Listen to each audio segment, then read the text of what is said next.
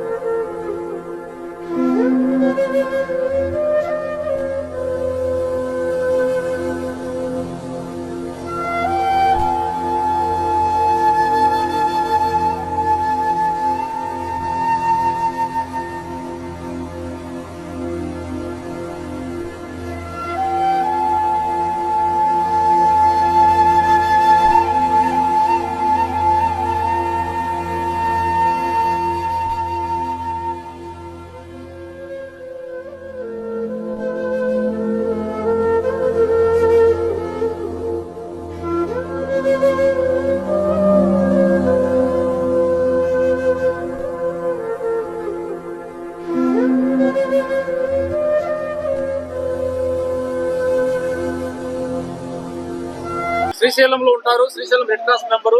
అమ్మాయి వాళ్ళ చెల్లెల కోరికలు నెరవేర్చాలని ఈరోజు 8 మంది జీవితాలలో అమ్మాయి అవయవాలు ఉపయోగపడే విధంగా 8 మందికి బ్రతికిచ్చింది. అమ్మాయి చనిపోలేదు, 8 మందిలో బతుకుతుంది.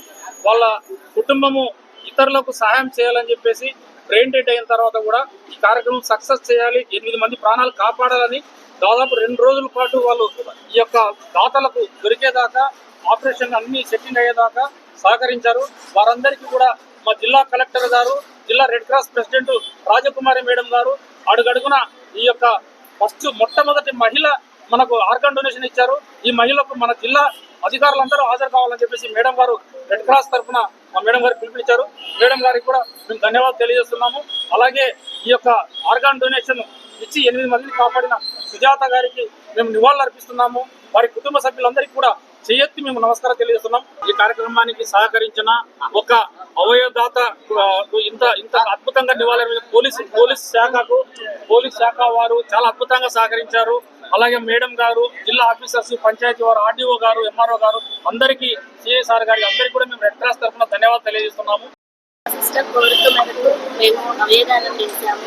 మా సిస్టర్ అమ్మాయి అన్నారెడ్డి తన కోరిక మేరకు రెడ్ క్రాస్ తరఫున మాకు సహాయంతో ప్రోత్సాహంతో మేము అవయదానం చేశాము.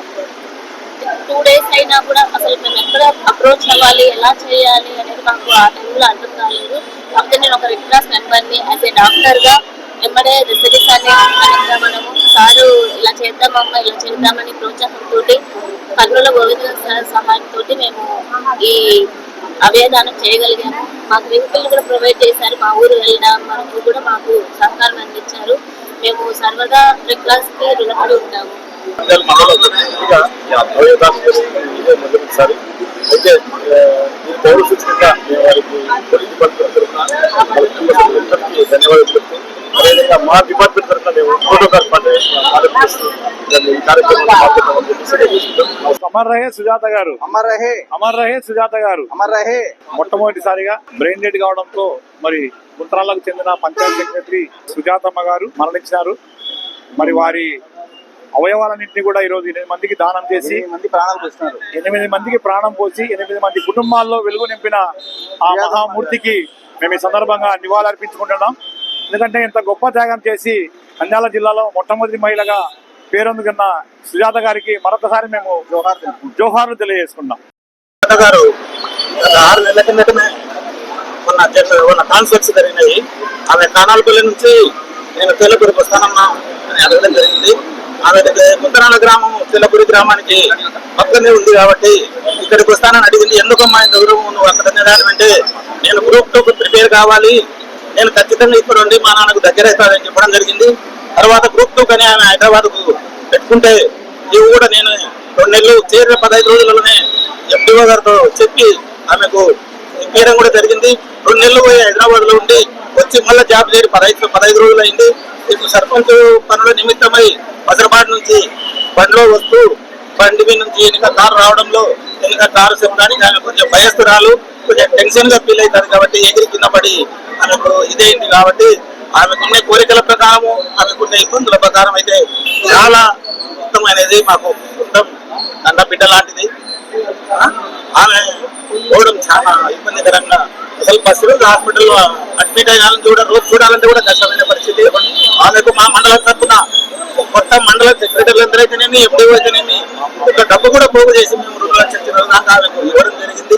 ఈ రకంగా ఎన్ని రకాలుగా కాపాడాలనుకునే ఆమె వెళ్ళిపోవడం జరిగింది. ఆమె జీవితం ఎడికే పరిశ్రమ అయింది. అయితే పోతూ వాళ్ళ కన్న తండ్రి రాజేంద్రన్ గారు ఎటువంటి పరిస్థితుల్లో ఆమె అవయవాలు దానం చేసి ప్రజలకు ఆమెను ఎప్పుడూ కూడా చూసుకునే విధంగా అవయవాలు ఇచ్చిన దాతలుగా చూసుకునే విధంగా ఉండాలనే ఉద్దేశంతో రోజే నిర్ణయం తీసుకోవడం జరిగింది. ఆ నిర్ణయం ప్రకారమే ఆమెకు అవయవ దానం చేసి 8 మందికి వచ్చేటట్టు అవయవాలు వచ్చేటట్టు గవర్నమెంట్ వారైతేనేమి, ఇట్లా పోలీసు వారైతేనేమి ప్రతి ఒక్కరూ అందరు సహకరించడం కల్లా ధన్యవాదాలు తెలియజేసుకుంటూ, అయితే అవి మీ జీవితం మంచి జరిగి బహుగా ఉండాలనుకునేది ఎన్నో కళలు కోరికలు కోరిన అమ్మాయికి ఏ కళలు తీరకుండా వెళ్ళిపోయినది ఎంతో బాగా. మొట్టమొదటి మహిళ ఆమె చనిపోతే సడన్ యాక్సిడెంట్ జరిగి అది డ్యూటీ నిర్వహిస్తూ విధులలో నిర్వహిస్తూ ఇంటికి రావడంలో బైక్ యాక్సిడెంట్ జరిగిందని వాళ్ళ ఫాదర్తో ఇందాక మేము మాట్లాడడం జరిగింది. యాక్సిడెంట్ జరిగినా కూడా వాళ్ళ సిస్టర్ విజయలక్ష్మి గారు వాళ్ళ చనిపోయినా కూడా ఈ సహకారంతో మన రెడ్ క్రాస్ అన్న వాళ్ళు కానీ ఇంకా ఎవరైనా మన ప్రజా సంఘాల వాళ్ళందరితో కలిపి ఆమె అవయవ దానం చేసి ఈ రోజు ఆమె చనిపోయిందని లేదు 8 మందిలో ఆమె మన జీవించే ఉందని చెప్పి అందరూ ఆమె చనిపోయిందని ఎవరు అనుకోవద్దండి. ఇటువంటి కార్యక్రమాలకు మన ప్రజా సంఘాలు ఎప్పుడైనా కూడా డిమాండ్ చేస్తూనే ఉండాలి. జాతీయ ఎన్నికల కమిషన్ ఆదేశాల మేరకు నేడు నంద్యాల రూరల్ తహసీల్దార్ కార్యాలయంలో ఓటరు జాబితా నమోదు ప్రక్రియపై తహసీల్దార్ శ్రీనివాసుల ఆధ్వర్యంలో రాజకీయ పార్టీల ప్రతినిధులతో సమావేశం నిర్వహించడం జరిగింది.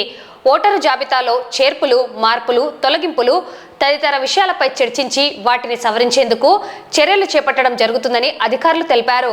కార్యక్రమంలో ఈఆర్ఓ కొండయ్య హాజరయ్యారు.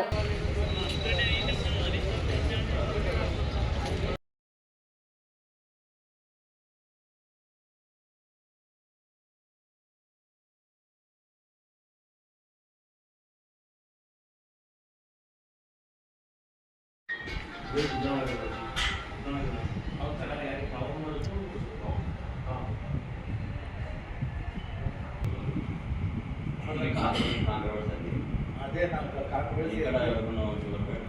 నాకు నేనే స్టేట్ అంటున్నాను. భారత ఎన్నికల సంఘం ఆదేశాల మేరకు ఈ నంద్యాల నియోజకవర్గానికి సంబంధించి ప్రతి నెల మొదటి వారంలో రాజకీయ పక్షాల ప్రతినిధులతో సమావేశం ఏర్పాటు చేయడం జరుగుతుంది. ఈ సమావేశంలో వారి దృష్టికి నియోజకవర్గంలో వారి దృష్టికి వచ్చినటువంటి ఓటర్ల సంబంధమైనటువంటి సమస్యలు ఏమైనా ఉంటే ఈ సమావేశం మా దృష్టికి తీసుకొస్తున్నారు. అందులో ప్రధానంగా వారు ప్రతిసారి మా దృష్టికి తీసుకొచ్చే సమస్య ఏంటంటే చనిపోయినటువంటి ఓటర్ల గురించి, death voters. So death voters గురించి చర్య తీసుకోమని చెప్తున్నారు. బిఎల్ఓ స్థాయి లెవెల్లో సరిగా చర్యలు తీసుకోవటం లేదు, డెత్ సర్టిఫికేట్ కంపల్సరీ అని అడుగుతున్నారు అని వాళ్ళు చెప్తున్నారు. కాబట్టి చనిపోయిన ఓటర్ తీయడం ఇబ్బందిగా ఉందని మా దృష్టి తీసుకొస్తున్నారు. అందుకోసం మేము బిఎల్ఓస్తో సమావేశం ఏర్పాటు చేసుకొని చనిపోయిన వారి విషయంలో ఏ విధంగా మనం ఎన్నికల కమిషన్ ఆదేశాల మేరకు ముందుకు వెళితే ఆ సమస్య పరిష్కారం అవుతుందో త్వరలోనే సమావేశం కూడా ఏర్పాటు చేసుకొని ఆ సమస్య కూడా పరిష్కరిస్తాం. ఈద్ నమాజ్ ను ఈద్గాలలో నిర్వహించాలని నంద్యాల జిల్లా ఇమాముల సంఘం అధ్యక్షులు అంజద్ బాషా సిద్దికి తెలియజేశారు. నంద్యాల పట్టణంలోని సాయిబాబా నగర్ కుబ్రా ఈద్గా నందు ఈద్ నమాజ్ కు సంబంధించిన ఏర్పాట్లను ఆయన పర్యవేక్షించారు. ఈ సందర్భంగా ఆయన మాట్లాడుతూ ఈద్ నమాజ్ ను ఈద్గాలలో ఆచరించాలని విజ్ఞప్తి చేశారు. ఈద్ నమాజు ఈద్గా నందు 9 గంటలకు నిర్వహించడం జరుగుతుందన్నారు. ముస్లిం సోదరులు సమయపాలన పాటించి ఈద్ నమాజు ఆచరించాలని అన్నారు. शहर नंद्याल के अतराफ अपना तमाम मुसलमान भाइयों से एक मुअद्दिबाना दरख्वास्त करता हूँ कि ईदगाह की नमाज ईदगाह में पढ़ना अफजल है। ईदगाह की नमाज ईदगाहों में पढ़ना अफजल है। अब जो है लोग कैसा है अपनी सहूलत के मुताबिक हर कोई जो है मसाजिद में जो है नमाज़ों को जो है तहरुक कर लिए हैं, ये मस्जिद में नमाज होगी, ये मस्जिद में नमाज होगी। लेकिन ईदगाह की नमाज ईद की नमाज ईदगाहों में पढ़ना मसाजिद से ज़्यादा अफजल है, क्योंकि ये ईदगाहों के अंदर जो है ईद की नमाज़ों के लिए रखा गया है। तो लोग जो है जब ईदगाहों के अंदर जो है सब मिलकर जो है तकबीर पढ़ते हुए कलमे के साथ पढ़ते हुए ईदगाह जाएंगे, सब मिलेंगे, आपस में एक दूसरे से मुलाकात होगी, सब जो है मुसाफा होगा, मुआनका होगा, सब मुलाकात करें, आपस में एक दूसरे से मोहब्बत का इजहार करेंगे। ये ईद की नमाज जो है एक मुसलमानों की शान और शौकत के लिए अल्लाह तबारक व तआला ने ईद के इस मौके पर रखा है। तो हम लोग जो है ईदगाह के बजाय अपनी अपनी करीबी मसाजिद के अंदर अपनी सहूलत से अगर नमाज़ पढ़ लेंगे तो मुसलमानों की शान आन बान जो है जाती रहेगी। क्योंकि अल्लाह तबारक व तआला ने कुरान मजीद के अंदर फरमाया, ऐ ईमान वालों तुम मुत्तहिद हो जाओ। मुत्तहिद होने के लिए और मुत्तहिद होने के लिए एक होने के लिए ईदगाह भी एक जो है इसका सबूत है। सब लोग जो है ईदगाह की नमाज ईद की नमाज के लिए ईदगाह आएंगे, ईद की नमाज जो है ईदगाह में पढ़ेंगे तो आपस में जो है मुत्तहिद भी होंगे, मुत्तफिक भी होंगे और मुसलमानों की जो है शान आन बान रहेगी। तो इसके अंदर जो है बहुत बड़ी जो है एकजहती मिलती है। तो लिहाजा हमारे लिए बेहतर ये है कि हम सब जो है सबसे पहले ईद की नमाज ईदगाहों में इंशाअल्लाह पढ़ने की कोशिश करें।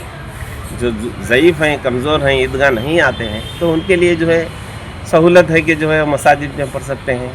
अब कुर्बानी का मसला है, बेशक कुर्बानी का मसला है, कुर्बानी का मसला है तो कुर्बानी देना है बल्कि ईदगाह को नहीं तरह कुर्बानी भी जो है अल्लाह के नज़दीक बहुत बड़ी अजीम जो है इसका भी बहुत बड़ा सवाब है। लेकिन ईद की नमाज ईदगाह में पढ़कर जो है कुर्बानी देंगे, सबसे मुलाकात करेंगे, मोहब्बतों का इजहार करेंगे तो इंशाअल्लाह ये हम सब के लिए सही मानों में ईद की सही और सच्ची खुशी हम सबको मिलेगी।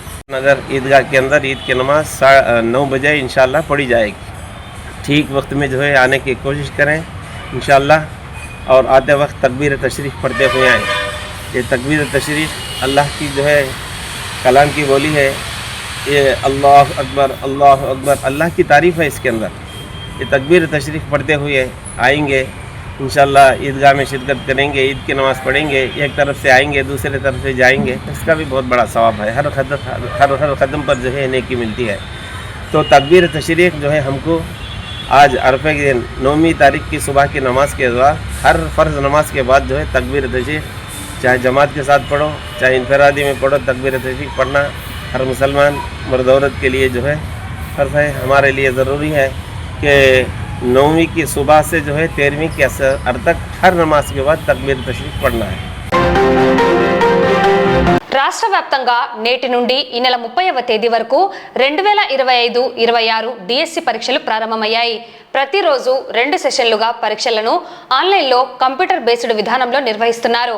ఉదయం 9:30 గంటల నుండి మధ్యాహ్నం 12 గంటల వరకు, రెండవ సెషన్ మధ్యాహ్నం 2:30 గంటల నుండి సాయంత్రం 5 గంటల వరకు నిర్వహించడం జరిగింది. ఓ గంట ముందు పరీక్షా కేంద్రాలకు అభ్యర్థులు చేరుకోవాలని అధికారులు వెల్లడించారు. 1 నిమిషం ఆలస్యమైన పరీక్షకు అనుమతి లేదని స్పష్టం చేశారు.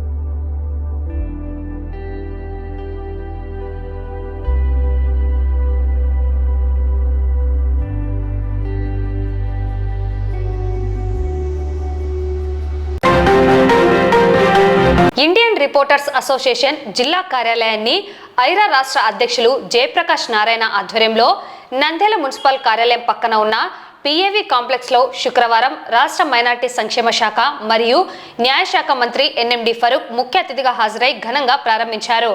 నేషనల్ విద్యా సంస్థల అధినేత ఇంతియాజ్ అహ్మద్, తెలుగు యువత నాయకులు ఫయాజ్ బాషా, మాజీ కౌన్సిలర్ మిద్దె చిన్న హుసేని, గోస్పాడు మండల కన్వీనర్ పాల్గొన్నారు. ఇండియన్ రిపోర్టర్స్ అసోసియేషన్ జిల్లా కార్యాలయాన్ని ఐరా రాష్ట్ర అధ్యక్షులు జయప్రకాష్ నారాయణ ఆధ్వర్యంలో నంద్యాల మున్సిపల్ కార్యాలయం పక్కన ఉన్న పిఏవి కాంప్లెక్స్ లో శుక్రవారం రాష్ట్ర మైనార్టీ సంక్షేమ శాఖ మరియు న్యాయశాఖ మంత్రి ఎన్ఎండి ఫరూక్ ముఖ్య అతిథిగా హాజరై ఘనంగా ప్రారంభించారు. నేషనల్ విద్యా సంస్థల అధినేత ఇంతియాజ్ అహ్మద్, తెలుగు యువత నాయకులు ఫయాజ్ బాషా, మాజీ కౌన్సిలర్ మిద్దె చిన్న హుసేని, గోస్పాడు మండల కన్వీనర్ పాల్గొన్నారు.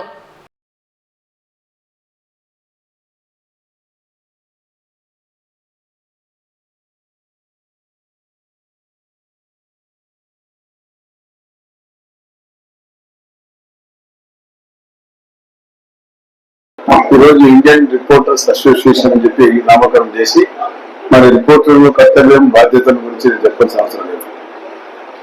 మీకు చాలా బాధ్యతలు ఉంటాయి.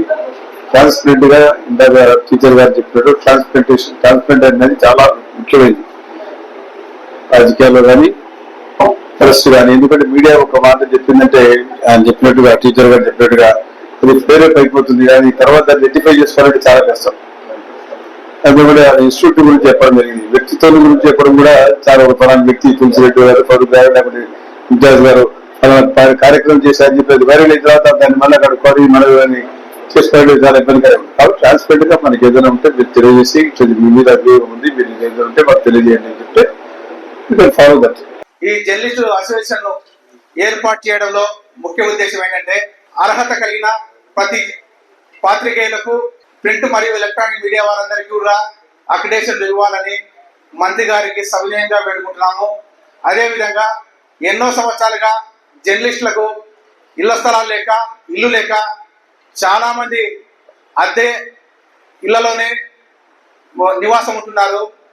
వారికి గతంలో పాదయాత్ర సమయంలో మేము లోకేష్ అన్న గారికి కూడా విన్నవించడం జరిగింది. వినతి పత్రం ద్వారా టీడీపీ ప్రభుత్వం రాగానే జర్నలిస్టులందరికీ అర్హత కలిగిన వారందరికీ కూడా ఇళ్ల స్థలాలు ఇప్పిస్తామని చెప్పేసి అన్నగారు ఆరోగ్యంగా హామీ ఇచ్చారు. ఈరోజు ఆ విషయాన్ని మేము మా పెద్ద ఆయనకు తెలియజేసుకుంటున్నాము. అదేవిధంగా రాష్ట్ర వ్యాప్తంగా జర్నలిస్టులపై అనేక రకాలుగా దాడులు జరుగుతూ ఉన్నాయి. జర్నలిస్టుల రక్షణ కోసం ఒక ప్రత్యేక చట్టాన్ని ఏర్పాటు చేయాలని కోరుతున్నాము. చంద్రబాబు నాయుడు గారు ముఖ్యమంత్రిగా ఉన్నప్పుడు త్రిబుల్ బెడ్రూమ్ ఇస్తామని చెప్పి ఆయన చెప్పారు. కానీ అది కూడా లేదు. తర్వాత వైసీపీ గవర్నమెంట్ వచ్చింది. వైసీపీ గవర్నమెంట్ లో కూడా ఇల్లు కట్టించిస్తామని అన్నారు. అది కూడా లేదు. కనీసం మాకు నంద్యాలలో మీరు మంత్రిగా ఉన్నారు.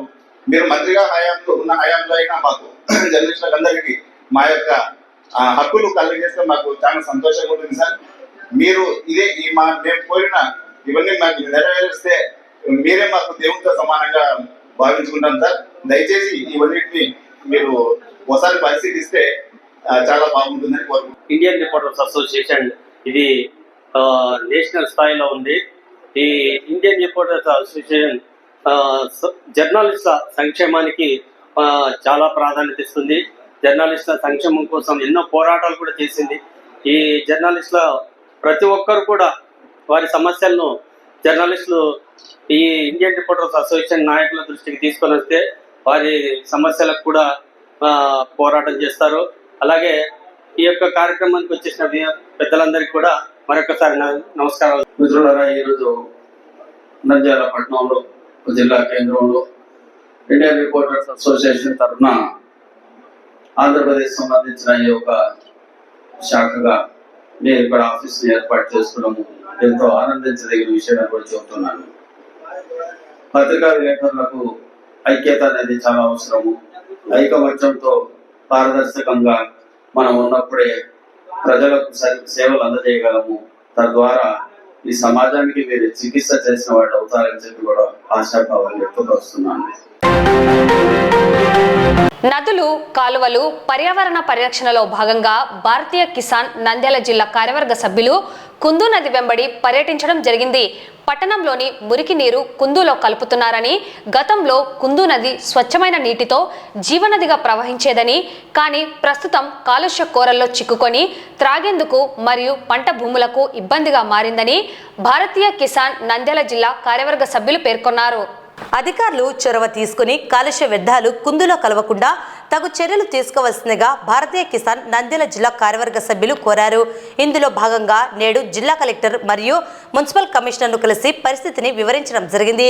రాష్ట్ర కార్యదర్శి కిసాన్ మహేశ్వర్ రెడ్డి, జిల్లా ఉపాధ్యక్షులు వెంకటరాముడు, బాలు, సూరిబాబు మరియు జిల్లా ప్రధాన కార్యదర్శి భూపాల్ రెడ్డి పాల్గొన్నారు.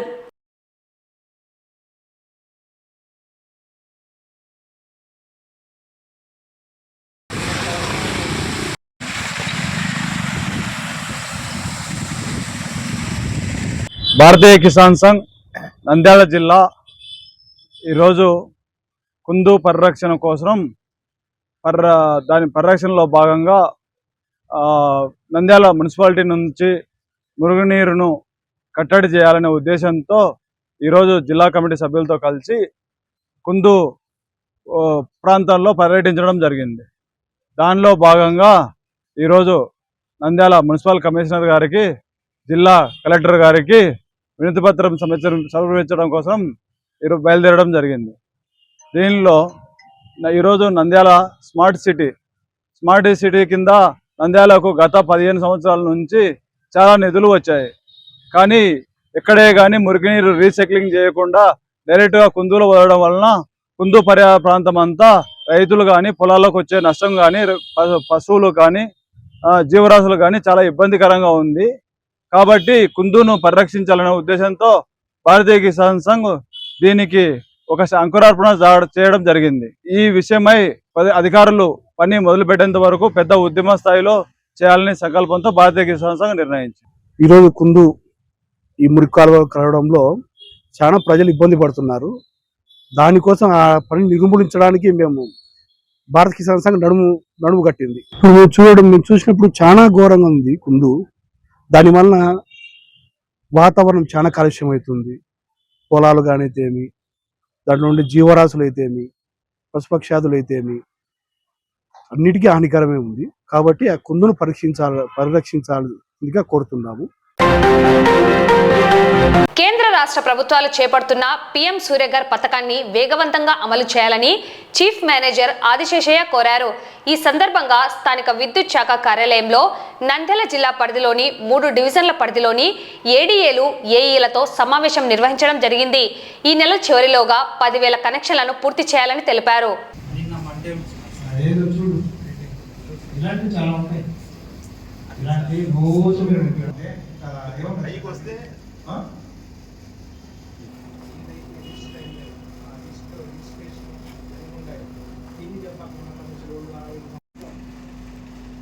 సంఘాలు గింగాలు వీళ్ళందరూ ఉన్నాయి కదా,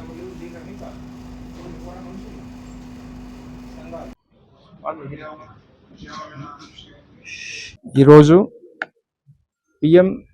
PM Surya Ghar solar roof top ఈ విషయం మీద ఈ జిల్లాకి, నంద్యాల జిల్లాకి నన్ను నోడల్ ఆఫీసర్గా నియమించడం జరిగింది మా ఏపీఎస్పీసీఎల్ సిఎండి గారు. ఆ విషయమై అన్ని డివిజన్స్ నుంచి 3 డివిజన్స్ నుంచి ఏఈల్ని ఏడీఈల్ని అందరినీ ఇక్కడ సమావేశపరచడం జరిగింది.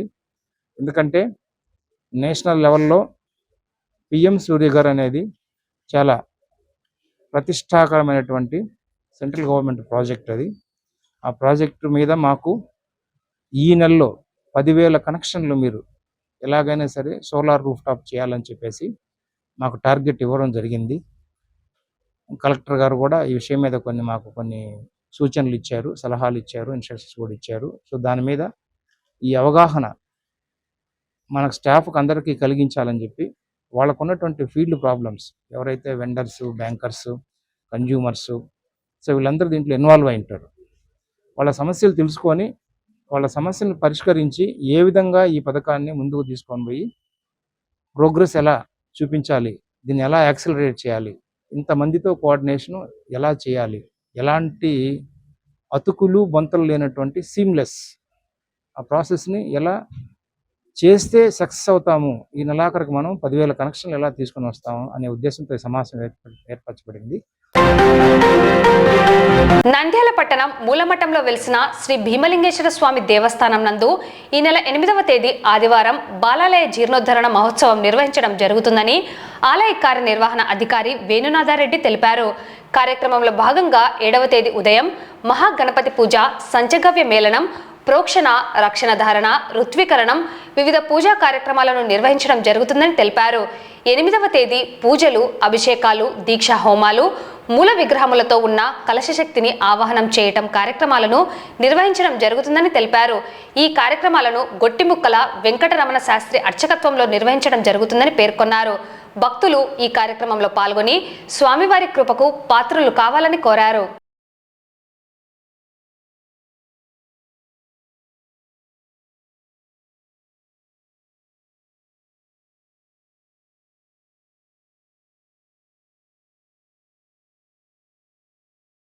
నంద్యాల పట్టణ ప్రజలకు తెలియజేయడం అనగా, నంద్యాల పట్టణానికి ఈశాన్య దిశలో ఉన్న మూలమఠ క్షేత్రమైన శ్రీ భీమేశ్వర స్వామి దేవస్థానము జీర్ణోద్ధరణ పనులకు గాను 7/6/2025 తేదీ నుండి 8/6/2025 తేదీ వరకు పూజా కార్యక్రమం నిర్వహిస్తున్నాము. ఈ కార్యక్రమంలో బాలాలయ పూజ నిర్వహించి స్వామివారి ప్రాణప్రతిష్ఠ, ప్రాణావాహనము, కలశ స్థాపన చేయడం జరుగుతుంది. కాబట్టి భక్తాదులందరూ మరి భీమేశ్వర స్వామి చూడవాలన్న సంవత్సరం అవుతుంది దేవాలయం పునర్నిర్మాణం చేయడం. కాబట్టి రేపు ఎల్లుండి వచ్చి పట్టణ ప్రజలు వచ్చి భక్తులు దర్శనం చేసుకోవాలి కోరుతున్నాము. అలాగే పూజా కార్యక్రమం జరుగుతుంది కాబట్టి స్వామివారి యొక్క తీర్థ ప్రసాదం స్వీకరించవలుగుతున్నాము. ఈ యొక్క పూజా కార్యక్రమం ముఖ్య అతిథులుగా గౌరవనీయులు రాష్ట్ర న్యాయశాఖ మైనార్టీ శాఖ మంత్రి ఎన్ఎం ఫరూక్ గారు, అలాగే మన ఎమ్మెల్సీ కాంట్రాక్టర్ ఇషాక్ బాషా గారు, నంద్యాల మున్సిపల్ చైర్పర్సన్ షేక్ మునిషా గారు, వార్డు కౌన్సిలర్ పురేందర్ కుమార్ గారు మరియు దేవాదాయ శాఖ అధికారులు తదితర ప్రముఖులందరూ హాజరవుతున్నారు. కాబట్టి ప్రజలకు తెలియజేస్తున్నాము, దేవాదాయ శాఖ వారు 1,25,00,000 దేవస్థానం పునర్నిర్మాణాలకు చేపట్టేటకు చర్య తీసుకున్నది. అందులో భాగంగానే రేపు పూజా కార్యక్రమం నిర్వహించి సోమవారం నుంచి దేవాలయం నిర్మాణ పనులు చెప్పడం జరుగుతుంది. కాబట్టి రేపు ఎల్లుండి ఎవరైనా స్వామివారి భీమేశ్వర స్వామి దర్శించుకోవాల్సిన వారు వచ్చి స్వామివారి ధరించి స్వామివారి కృపకు పాత్రులై తీర్థ ప్రసాదం నొసగాలని తెలియజేస్తున్నాం. డాక్టర్ వైఎస్ఆర్ కడప క్రీడా పాఠశాలలో అడ్మిషన్లకు ప్రభుత్వం నోటిఫికేషన్ విడుదల చేసింది. ఈ మేరకు క్రీడా పాఠశాలలో 4వ తరగతి 5వ తరగతిలో అడ్మిషన్లను కోరడం జరిగింది. అడ్మిషన్లకు సంబంధించిన సమాచారాన్ని నంద్యాల జిల్లా క్రీడా ప్రాధికారత సంస్థ అభివృద్ధి అధికారి రాజు వివరాలను మీడియాకు వెల్లడించారు.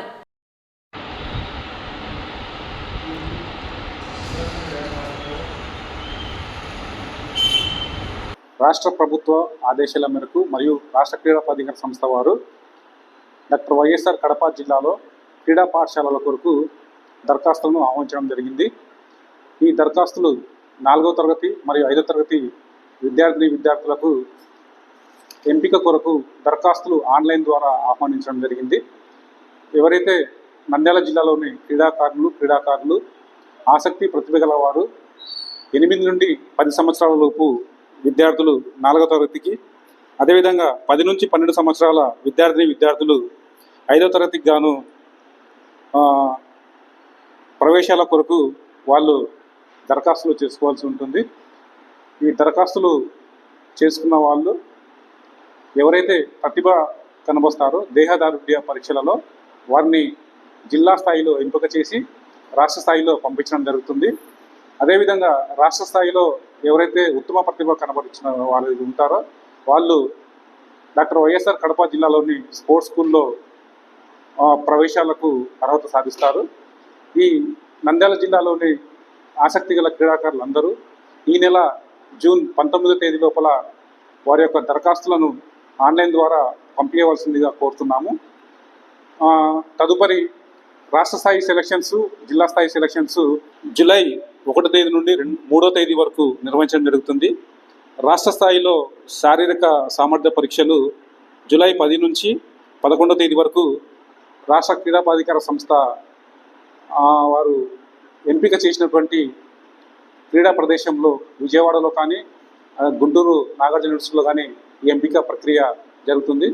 కాబట్టి నంద్యాల జిల్లాలోని క్రీడాకారులందరూ ఈ యొక్క క్రీడా పాఠశాలల ప్రవేశాల కొరకు దరఖాస్తు చేసుకొని వారి యొక్క ప్రతిభ కనపరిచి ఆ ప్రవేశాలలో ప్రతిభ చూపించి వాళ్ళు ఆ క్రీడా పాఠశాలలో ఎంపిక కావాల్సిందిగా కోరుతున్నాం. 4వ తరగతి విద్యార్థులు వయోపరిమితి 8 సంవత్సరాల నుండి 10 సంవత్సరాల మధ్య ఉండాలి.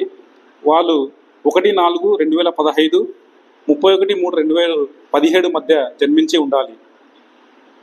వయసు ధృవీకరణ ఒరిజినల్ సర్టిఫికేట్స్ మున్సిపాలిటీ వాళ్ళుగా జారీ చేసినటువంటిది కానీ లేదా మీ సేవలో జారీ చేసిన సర్టిఫికేటు 1 సంవత్సరంలోపు జారీ చేసినదే దీనికి సమర్పించవలసిందిగా కోరుతున్నాము. అదేవిధంగా 5వ తరగతి విద్యార్థులకు 9 సంవత్సరాల నుండి 11 సంవత్సరాల మధ్య ఉండాలి. 1/4/2014 నుండి 31/3/2016 మధ్య జన్మించిన వారై ఉండాలని. ఈ వార్తలు ఇంతటితో సమాప్తం. నమస్కారం.